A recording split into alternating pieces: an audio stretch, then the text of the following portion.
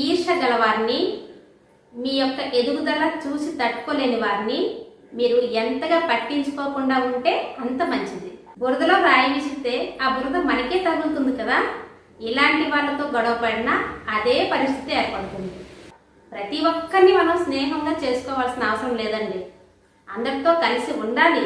కానీ నిజంగా ప్రేమించే వాళ్ళు ఉంటారు, మనల్ని అవకాశంగా వాడుకునే వాళ్ళు ఉంటారు.